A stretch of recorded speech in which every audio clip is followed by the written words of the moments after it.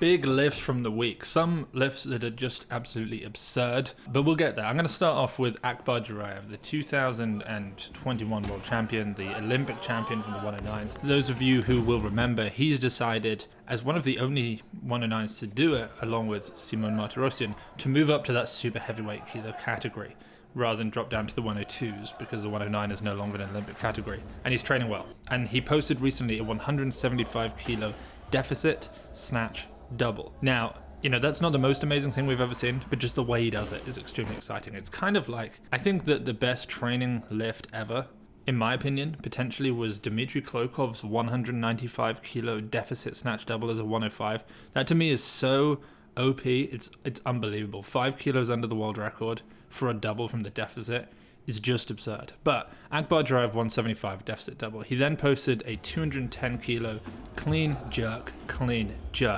Again, pretty solid lifting, and it has been announced, it has been confirmed that both he and Nuruddinov will be competing at the World Championships, as will Zafarjanov, the 89, and other weightlifters from the team, presumably Ergashev and Dostan Yakubov. But exciting to see Akbar looking so good. Supposedly, and this was having spoken to some people at the Asian Championships on the team, supposedly now in training, he's done a 205 kilo snatch and a 250 kilo clean and jerk. Now, I don't believe that he can beat Lasha. I don't believe that he can ever beat Lasha. I think that even if he had a unbelievable day and did 210, 255, which is just so crazy, he won't do that. But that's 465. He's still some, not far off 30 kilos behind Lasha. But what I'd love to know is he going to be able to beat Lalian or Gore? Right now, I would put money on Akbar out clean and jerking Gore. Not out snatching him, but I could see a really exciting battle there. So can Akbar get a medal? Who knows? Also, Martirosyan, Simon, what's he going to do? He's going to be competing as Armenia's second-ranked super now that Gore's competing for Bahrain. He competes behind Lalian, so who knows? Now, let's move on. Solfrid Koanda from Norway, one of our favourite weightlifters. She won the European Championships, for those of you who don't remember, incredibly strong. She snatches 110, she can jerks over 140 as an 87. She's going to have to make the tough decision what category she goes to as well. Presumably she'll cut to 81, but that's going to be tough. She just posted the most ridiculous back squat we've seen in weightlifting in a long time. 220 kilos. That is, 485 pounds? As a probably weighing 85 kilos in body weight. That is over 2.5 times body weight. It's just enormous. We don't really ever see squats over 200 kilos being posted from the women's side. I mean, occasionally we see it from the supers. Emily Campbell recently was posting some 220 kilo doubles. She's a super. I posted a video the other day of Li Wenwen doing some big back squats from 2019, 225-ish, that kind of weight. But 220 at 87 is just ridiculous. So huge back squat there from Solfred. Then Lasha Talakhadze over in Georgia. He's been doing a fair amount of power cleans, push press, just general GPP work recently. He did a 175 kilo power clean plus push press double, and then a 185 kilo power clean plus push press. Now, the thing that actually surprises me here is how low that is. As ridiculous as that seems. I mean, the power clean is easy. No one else can make it look like that. But the push press, I mean, not to bring up Dmitry Klokhov again, but do you remember when Klokhov was a 105 push press 220? Do you remember when Chingiz push press 240? Do you remember when David Leety push press 220 the other day as well? And then there's Lasha, and he's kind of struggling. I mean, it goes to show how, how technically efficient he is, how much speed he has, I suppose, in getting under the barbell. But I was just kind of shocked and surprised by how low that push press was. There are 96s who can do that. But I guess that's just the surprise, the magic of Lasha. Now, moving over to the USA, I want to talk about Mattie Rogers, who is just looking so strong at the moment. She's become, over the last quad really, she's become incredibly consistent. It seems like on any given day, at any given competition, she can basically total 250. She went and competed at a competition at Hunger in the Wild, which is owned by Kyle Dostachil, I believe. And she kind of competed as a guest, competitor. She wasn't there actually putting in a total. She went there, I think, to kind of, be a big deal, because she is a big deal. And she snatched 108 kilos. But then what she did, which was incredible, and I know some people gave her a little bit of stick for this. I personally don't think it was that big a deal. She did a clean plus 2 jerks, because she was just there to kind of train and have fun. And she did 130 kilos for a first lift. 135. Now, bear in mind, her best clean and jerk, I think, is 143 from the Arnold. She did 135 kilos for a clean, plus 2 jerks, re-racking that second jerk. And then she hit 140 kilos for a clean jerk, re-rack the jerk, which is one of the most brutal things to have to do, especially that kind of weight, and then almost made the second jerk. So just incredible training from her. I'm very excited to see how she does, at the World Championships and then the Pan American Championships and so on, but she seems to be in tremendous shape right now. Over to Kazakhstan, Zulfiya Chinshanlo, 55 kilo lifter who won the Asian Championships. We know she's strong in the clean and jerk. She did the 125. She went for a 130 world record attempt. She just posted a back squat, 150 kilos for a triple. That's a big triple for a 55 kilo weightlifter. That is not far off 3 times body weight. 3 times body weight is 165. Presumably she weighs a bit more right now, but even so, and she makes it all move fast. Over to Romania, we have Toma Loredana, the now 71 kilo weightlifter who will be competing at the World Championships. 110 kilos in the snatch, but it looks like 130. Can someone explain that to me? It looks like 130 kilos. There are 3 10s on each side. Can we just zoom or pause and zoom in on that so people can see? Because obviously what I'm seeing is 3 10s, is 2 10s, and the lip of one of the 10s is reflecting to make it a different shade of green, and it looks like another 10. It's obviously not 130, but it just is. So I don't know what's going on there, but 110 snatch from Loredana. Then we have Sara Samir, one of the greatest weightlifters in history, one of the strongest weightlifters in history, the Egyptian 81. She just competed at the African Championships. She snatched 116. She clean and jerked 145. But then some videos from her were posted by Azeldin Tabet on Instagram, who I was talking to. He sent me the list, so thank you to Azeldin there. Go and follow him on Instagram if you don't already. And he posted videos of her snatching 126 kilos off blocks and hitting a 152 kilo clean and jerk. This is all in training. Now, the world standards in the 81 kilo category are 127 in snatch, so it's a kilo behind that, and 158 kilos in the clean and jerk, which is just so ridiculous. But there's no one else really right now doing those numbers. So 126, 152 is just remarkable. Now, I probably should have said this when I was talking about Mattie Rogers from the USA, because we're going to go back to the USA very briefly. Shacasia Johnson is a name that some of you may remember from a few years ago. She was an American record holder in the snatch. She was coached by WEIGHTLIFTING.ai founder Max Ater, one of the greatest coaches in the USA. And Max got her back in the day up to an American record snatch. I think it was 109-ish kilos. She cleaned 145 kilos. She was incredibly strong. And then she took a few years off during the pandemic. And now she's back. She's been training again for 2.5 months maybe. And she's on an absolute tear. You can stay up to date with her on probably Max's Instagram is the best. We post her a little bit on WEIGHTLIFTING.ai because she does WEIGHTLIFTING.ai, which is really cool. And then she sees Max in person. She just squatted 170 kilos for a set of 5. Then the following day, Max said to her, every kilo that you can front squat over 150 kilos, I'll buy you $10 worth of Chick-fil-A. She hit 150 kilos. I don't know why she did that when she could have just done 151 and secured the $10 bag. She went for 150 and she basically passed out.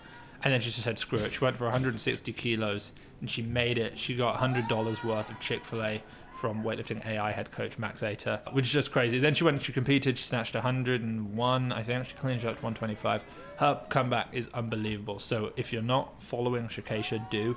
And follow Max and WEIGHTLIFTING.ai to kind of stay up to date with her lifts, because we post those pretty periodically, because she's a great lifter to be on the app. And then over to China. Now this is more just because it's cool. It's Dayin, and he's doing some behind the neck pull downs, and he just looks so jacked. I actually did a video that went semi-big on Instagram. It's got like 250,000 views, where I'm talking about Lu Zhaojun and how he does his accessories and why he's a little bit throws his back into it, and there's not a lot of isolation of what you'd consider typical bodybuilding style muscle movements. But Dayin goes behind the neck here, and he's just so yoked, and I just thought it was a really cool video, so I wanted to put that in there in case you missed it. I actually did behind the neck lat pull downs today because of this video. Before I came into work, I went to the gym, and I was going to do lat pull downs, and I thought I'm not going to do them in front. I'm going behind the neck because I want to be like Dayin, so I did those. So shout out to Dayin for that. Now, final lift, and then I want to get into something very quickly, which is to do with the IWF Athlete Commission. The final thing, And again, this is kind of a bit of a jokey lift, but Fraer Morrow, Great Britain, 55 kilo weightlifter, friend of Weightlifting House, she just posted a video doing some banded jerks. Now, obviously, this isn't the staple of her training. This is probably more of a technical cue primer thing, but I thought it was interesting anyway. I haven't seen bands enter the weightlifting conversation in a little while. They periodically come in and out of conversation. I have lifted with bands back when I used to train with Glenn Pendlay. We did power cleans with bands. We did lots of pulls with bands. We did jerks with bands. At one point, we even had Bo Brown, who's now the national champ in America, in the USA. He made Bo, I remember watching him snatch with bands, which was crazy. But bands is sort of adding to this idea of compensatory acceleration training, where you want to continually accelerate through the movement. You already do that with explosive weightlifting style movements, but the bands make you do it even more. What bands do with a normal exercise, a bench press, is it's accommodating resistance. So as you move throughout a range of motion and you become stronger at the top rather than weaker at the bottom, it adds resistance because of the stretch in the bands. So this portion of a bench press is technically lighter than this portion and this portion. So it forces you to accelerate throughout because you have to produce more force as you go, hence the compensatory acceleration side of things. The thing is, it's kind of different with weightlifting. What it really does with weightlifting is it changes the effect of what gravity kind of feels like. It obviously doesn't change gravity, but normally a bar is going to drop. If you do a jerk, it's going to start dropping at 9.8 meters per second squared. That's going to be the rate of acceleration as it drops. With bands over the bar, it's going to go a little bit quicker. How much quicker, I don't know. I've never actually worked it out, but it's going to drop quicker. It's going to force you to be a little bit quicker under the bar. It's what happened with me when I did the power cleans. I think I got up to like 110 power clean with bands, took off the bands, went for 125, or it might have been 120 with bands and then 130 without, something like that. And the speed that I went under was unbelievable. The thing is, it massively threw off my timing and the bar just crashed on me. It was a horrible looking lift, but I certainly felt like I learned another gear of speed in the lift. So it was kind of interesting. Anyway, I haven't seen bands enter the chat in a while, and I saw Fraer doing banded jerks, so I thought I'd put it out there. Do you guys like bands? Presumably most of you think that it's silly. Some of you might think that it's really interesting. I find it interesting personally. I've read a lot about bands in strength sports, and I've tried them. I would never really program them. I'd probably never do them again, but they're kind of a fun, interesting thing. Okay, let's take a little look into the athlete IWF Commission contenders, if that makes sense. Okay, so Brian Oliver has reported on this. 4 Olympic weightlifting champions are among the contenders for the IWF Athletes Commission. So the IWF Athletes Commission is a commission for athletes, some of whom will have some say in what goes on in general IWF meetings. And it's all up for elections again. So there are various Olympic champions in this group of people who want to do it. There's Miso Hasona from Qatar, there's Mo Charon from Canada, Heidlin Diaz from the Philippines. There's also Berdad Salimi from Iran, who is the 2012 Olympic champion. So 4 Olympic champions there. They then are alongside a bunch of other athletes. We've got Zacharias Bonat from the Dominican Republic, who took the silver medal at the Olympic Games. There are a few countries like the USA and the UK who currently have 2 athletes who are probably able to represent. So in the USA, there's Jessica Lucero, who some of you will remember as a very good 59 kilo lifter back in the day, and then Hampton Morris, who is obviously the junior world record holder in the men's 62 kilo category, and by 62 I mean 61 kilo category. Then on the UK side, Emily Muscat and Seal Thatcher, both running for it. There are 6 athletes who are a little bit too late to put in their application, and so right now they don't count, but they're trying to find out a way to let them happen. Within that group of 6, we have our boy Kedemar Vainea, who we absolutely love from Venezuela. So right now there are actually only 2 current members who are eligible to stand. Those are Forrester Ose of Ghana, who is the chair, and then Mona Pretorius from South Africa. So the reason for this is because, as Brian Oliver states on Inside the Games, the IOC, the International Olympic Committee, stressed the need for athlete representation within this sport's governing body. The IWF has said that the elections, quote, reflect the federation's commitment to ensuring a strong athlete voice is represented, supposedly. Antonio Urso, the IWF General Secretary, said, quote, It's encouraging to see such interest and diversity among the candidates, and I thank them all for their commitment to contribute to the future of the sport. These elections represent an important milestone in our efforts to develop a truly athlete-centered culture across the IWF. Interestingly, anyone who has a doping violation cannot stand, and the aim is to have a balance of male and female members and representation from different continents. End quote. So, if you want to learn a little bit more about who these athletes are, there's a list of them all down below. I've obviously been through a few of them, but these are going to be the athletes who essentially represent the athletes, the mob, for the IWF to the IOC. So you can check that out. I'll put a link to that down below. Anyway, that's basically it for this week's episode. Make sure you like and subscribe for more weightlifting content, and I'll see you all next time.